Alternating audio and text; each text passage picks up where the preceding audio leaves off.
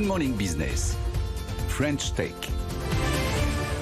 Il est 6h43 et dans la French Tech, on a une femme ce matin. On n'a pas fait exprès, mais on est content parce que c'est la journée des femmes. Et c'est Sophie Kérob, présidente fondatrice de WhoSkill, qui est avec nous ce matin. Bonjour. Bonjour. Une plateforme de talent. Alors, expliquez-nous ce que fait WhoSkill. Alors WhoSkill, c'est une plateforme collaborative de partage des compétences. Et à notre connaissance, c'est la première en Europe. On est parti du principe que les individus ont des compétences, des savoir-faire, des expériences qui peuvent être très utiles aux autres et qui méritent d'être partagées. D'où l'idée avec WhoSkill de créer ce lieu d'échange où on peut tous apprendre les uns des autres. En visio. Est-ce que ça s'adresse aux individus? Est-ce que ça peut s'adresser aussi à des entrepreneurs? À qui ça s'adresse concrètement? Alors ça s'adresse à tout le monde. Les skillers, les personnes qui proposent leur talent peuvent être des professionnels, des indépendants, ça peut être des personnalités reconnues, des vedettes, des influenceurs, et ça peut être des particuliers passionnés qui ont envie d'exploiter un talent en plus de leur activité salariée du quotidien. Et donc, du coup, chacun propose ses compétences. Vous avez 10 000, ce que vous appelez des skillers, donc des individus, des personnalités ou des inconnus qui ont un talent particulier qu'ils peuvent faire valoir sur votre plateforme et donner des cours ou coacher.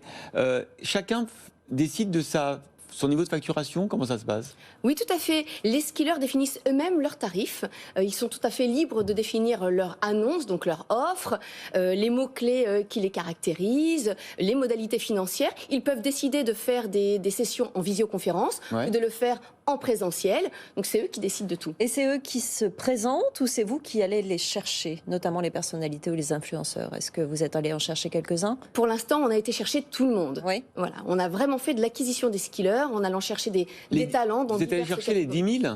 On a été chercher les 10 000. C'est vrai? Tout à fait. Mais vous avez fait comment alors? On a développé des techniques que je vais garder secrètes. Vous avez raison, mais c'est génial. Voilà, mais qui nous ont permis en un laps de temps très court d'aller chercher tous ces talents dans des domaines extrêmement variés et avec des vraies pointures. Oui, c'est ça. Je suis impressionné. Aller chercher 10 000 talents et de les avoir sur sa plateforme, c'est un exploit. Hein. Ça peut être l'art, la culture, la langue, le yoga, le sport, en général le coaching, la formation, la réorientation, c'est tous les domaines de la vie concrètement. C'est tous les domaines de la vie. On couvre des domaines aussi divers que le sont les gens eux-mêmes, puisqu'on est une plateforme collaborative où chaque individu peut devenir skiller ou client ou les deux. Alors, est-ce qu'il y a de l'interaction? Est-ce que ce sont des vidéos enregistrées? Est-ce que ce sont des lives? Est-ce que ce sont des sessions interactives? Est-ce que c'est du one-to-one, du one-to-many? Comment c'est quoi? Ou est-ce qu'il y a tout? Alors ça, c'est un point super important. Sur WhoSkill, tous les échanges se font en live. D'accord. On pense que le partage, ça implique nécessairement un échange direct et interactif. Donc tout se fait en live. Il peut y avoir des séances individuelles ou des séances collectives qui peuvent se faire principalement en visio, mais également en présentiel si le skiller le juge plus pertinent. Quel est l'intérêt, pardon de poser cette question, mais est-ce que vous avez une version gratuite ou est-ce que le fait que ce soit payant, c'est parfaitement accepté par la communauté? Parce que finalement, par rapport à des réseaux sociaux, par rapport à des influenceurs qui vont donner leurs conseils, peut-être pour certains gratuitement, est-ce qu'il y a une approche qui fait que les gens vont venir payer ce conseil dans leur domaine? Alors, il y a du gratuit pour les influenceurs, c'est vrai, mais le payant peut être tout à fait complémentaire. C'est-à-dire que vous pouvez avoir des ateliers en plus petit nombre pour échanger avec vos fans et proposer un contenu de qualité un peu plus élaboré. Et puis, quand on parle de soutien scolaire ou quand on parle de coaching en développement professionnel, ce sont en général des prestations qui sont payantes. Donc, le fait que ce soit payant sur WhoSkill, ce n'est pas du tout embêtant. Au contraire, on va dire que le côté collaboratif de la plateforme permet d'avoir des prix imbattable par rapport à ce que vous avez sur les médias traditionnels. Alors, comment vous avez développé cette nouvelle aventure entrepreneuriale? Vous aviez déjà créé Direct Media il y a quelques années, que vous avez revendu. Comment ça s'est passé en termes de financement, vous êtes combien dans l'équipe pour monter la plateforme et je crois que vous avez déjà levé 3,5 millions d'euros en seed money. Vous en êtes où aujourd'hui en termes de nombre, par exemple, de vidéos vues, nombre d'abonnements, pardon? Il y a beaucoup de questions. Oui, on est curieux. Effectivement, l'aventure Direct Media a été extraordinaire parce que j'ai pu la mener de A à Z avec mes deux associés, donc de la création à la cession. Et ça m'a juste donné envie de recommencer une aventure entrepreneuriale avec des associés qui sont des anciens collaborateurs ou des amis. J'ai 5 cofondateurs. On a levé des fonds auprès d'investisseurs, un fonds qui s'appelle Provestis et puis des business angels qui sont des chefs d'entreprise qui ont eu un vrai coup de cœur pour le projet. C'est vrai qu'on a levé 3,5 millions pour du seed money, donc de l'amorçage, ce qui est assez rare, c'est un montant très conséquent pour du seed. Oui, c'est beaucoup, ce qui montre l'engouement qu'il y a eu pour ce projet.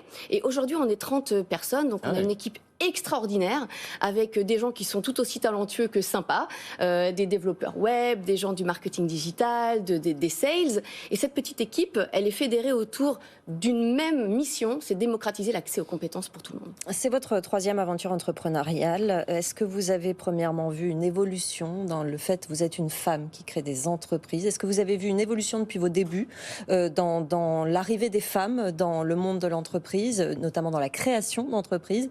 Et qu'est-ce qui manque encore aujourd'hui d'après vous?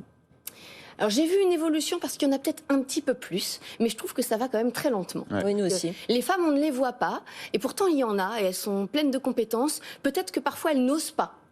Elles ont parfois peur de ne pas pouvoir concilier une vie de start-upeuse ou de chef d'entreprise avec une vie de maman. Or, elles le peuvent. Elles ont peut-être parfois l'impression qu'elles vont devoir mettre de côté leur côté humaniste et leur générosité pour manager une équipe. Donc, elles se mettent souvent en retrait. Et puis, quand elles sont chefs d'entreprise, elles ne se mettent pas encore en avant. Ouais. Il y a toujours quelqu'un d'autre qui va prendre le Mais micro. souvent, vous savez, nous, quand on invite à la French Tech, quand il y a deux cofondateurs dans un homme et une femme, souvent c'est l'homme qui vient parce que la femme dit bah, vas-y, elle a peut-être moins besoin de lumière aussi que l'homme. Et c'est vrai que du coup, ça s'entretient en fait, ce cercle vicieux. Oui, tout à fait. C'est vrai que c'est peut-être un peu cliché, mais les femmes ont moins besoin d'être mises en avant en Sans général. Maintenant, je trouve qu'il n'y en a pas assez. Et ça fait du bien de voir des femmes défendre des projets. Et moi, je les encourage toutes à se lancer, à oser, à entreprendre. Pas de frein au niveau des investisseurs sur cet aspect justement d'être une femme entrepreneur? Alors, moi, de ce que j'ai vécu, j'ai toujours réussi à lever des fonds assez facilement. Donc, j'ai plutôt l'impression que ça m'a aidé que freiné. Mais c'est mon ressenti personnel. WooSkill, il y a eu combien aujourd'hui je ne sais pas si vous donnez le chiffre, mais de cours, de coaching donnés sur la plateforme? Alors déjà, depuis un an, on a constitué notre catalogue de 10 000 skillers. Ouais. Et c'est aujourd'hui sur votre plateau qu'on annonce le lancement médiatique de WooSkill et le lancement au grand public. Donc on va commencer maintenant l'acquisition des clients. Alors bien sûr, par le bouche à oreille, on a déjà eu plusieurs centaines de cours qui ont été donnés, mais c'était vraiment en bêta-test. Voilà, par le bouche à oreille et donc par la French Tech dans Good Morning Business. Vous allez voir, ça va démarrer fort. Merci. Merci beaucoup. On espère. Sophie Kierop, présidente fondatrice de WooSkill, d'avoir été avec nous ce matin.